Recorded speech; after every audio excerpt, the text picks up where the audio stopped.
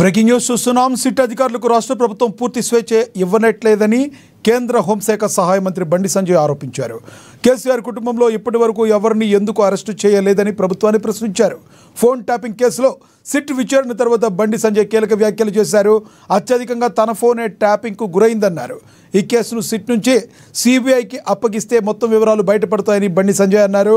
సిబిఐకి కేసును అప్పగించడానికి రాష్ట్ర ప్రభుత్వానికి ఉన్న అభ్యంతరం ఏంటని నిలదీశారు. సిబిఐకి ఇవ్వాలని డిమాండ్ చేశారు బండి సంజయ్. ఇక ఇదే విషయానికి సంబంధించి మరింత సమాచారాన్ని మా ప్రతినిధి భవిత అందిస్తారు. భవిత, చెప్పండి, తన ఫోనే ఎక్కువసార్లు ట్యాప్ అయిందని బాంబు పేల్చిన బండి సంజయ్కి ఆధారాలు ఉన్నాయా? అసలు ఎందుకు ఇంత లేటుగా దీన్ని చెప్పాల్సి వచ్చింది?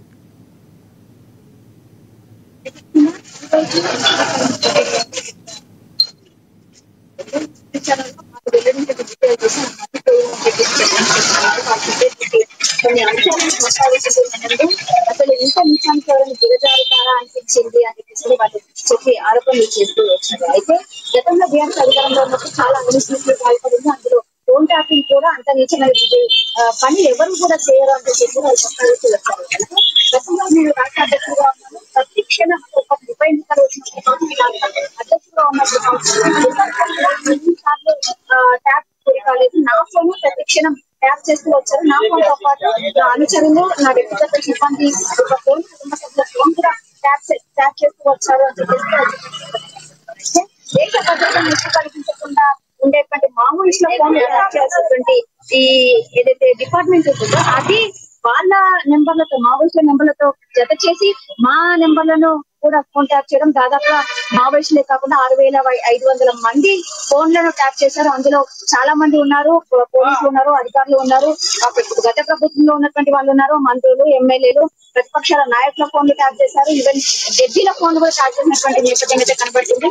పూర్తి స్థాయిలో సిట్ నా ముందు ఉంచినటువంటి అంశాలను చూస్తే గతంలో ఉన్నటువంటి గతంలో రేవంత్ రెడ్డి ముఖ్యమంత్రిగా ఉన్నటువంటి రేవంత్ రెడ్డి ఫోన్ కూడా ట్యాప్ అయింది. అంతేకాకుండా కేసీఆర్ మేనల్లుడైనటువంటి హరీష్ రావు ఫోన్ కూడా ట్యాప్ అయింది. కేవలం అక్కడ ఫోన్ ట్యాప్ కాకుండా ఉన్నది కేవలం ముగ్గురు వ్యక్తులమే. అది బిడ్డపిల్లైనటువంటి కేటీఆర్ తో పాటు కేసీఆర్, అంతేకాకుండా తన ఇంకొక కొడుకు అయినటువంటి సంతోష్ రావు, ఈ ముగ్గురు ఫోన్లే ట్యాప్ కాలేదు.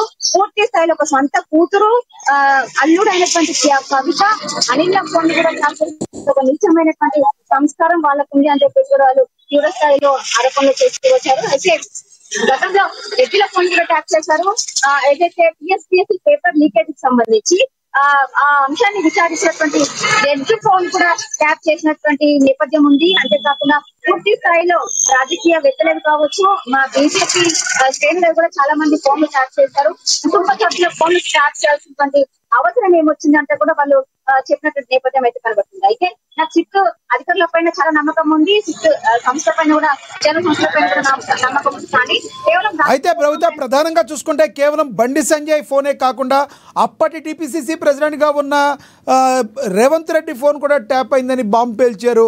దీనిలో వాస్తవం ఎంతవరకు ఉంది? అసలు కాంగ్రెస్ పార్టీ సిబిఐకి కేసును అప్పచెప్పే అవకాశం ఉందంటారా?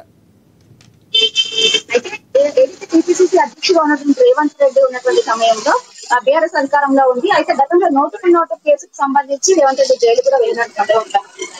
ఆయన ఫోన్ ట్యాప్ అయిందని చెప్పేసి ప్రత్యక్షంగా ఎన్నో సార్లు తను మీడియా ముందు కూడా చెప్పినటువంటి నేపథ్యం ఉంది.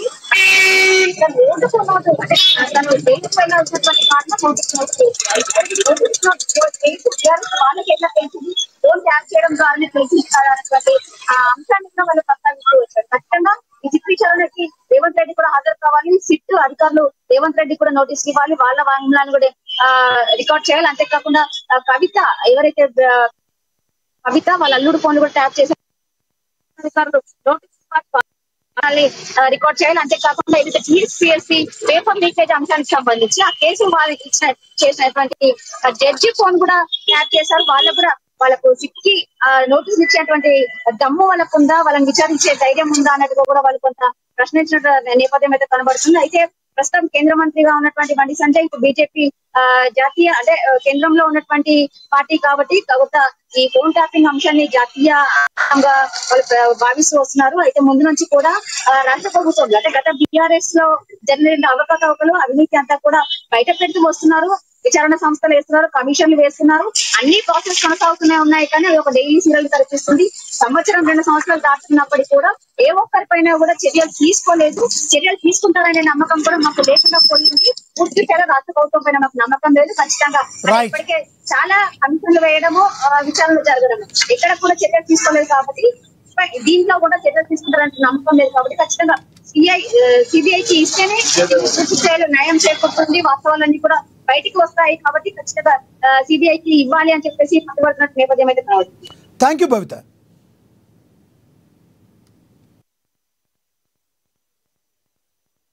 తెలంగాణ రాష్ట్రంలో ఫోన్ ట్యాపింగ్ సంబంధించి గతంలో కేసీఆర్ గారి ప్రభుత్వం చేసినటువంటి ఫోన్ ట్యాపింగ్ వ్యవహారానికి సంబంధించి ఈరోజు సిట్ అధికారులు గత నెలల క్రితమే నాకు నోటీస్ ఇవ్వడం జరిగింది.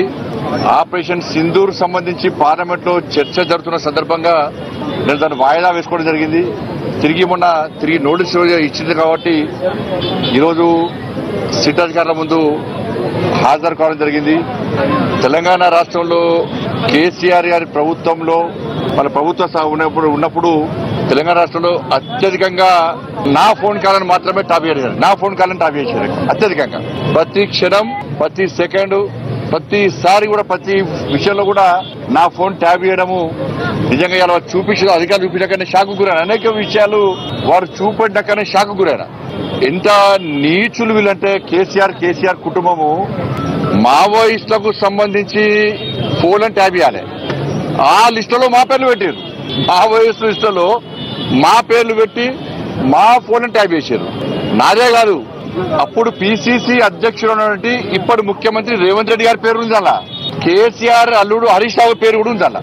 వాళ్ళ ఫోన్ ట్యాప్ చేశారు. మొట్టమొదటిసారి అసలు ఫస్ట్ బాధితుడే నేను మొట్టమొదటిసారి ఫోన్ ట్యాపింగ్ వ్యవహారంలో ఫస్ట్ టైం స్టేట్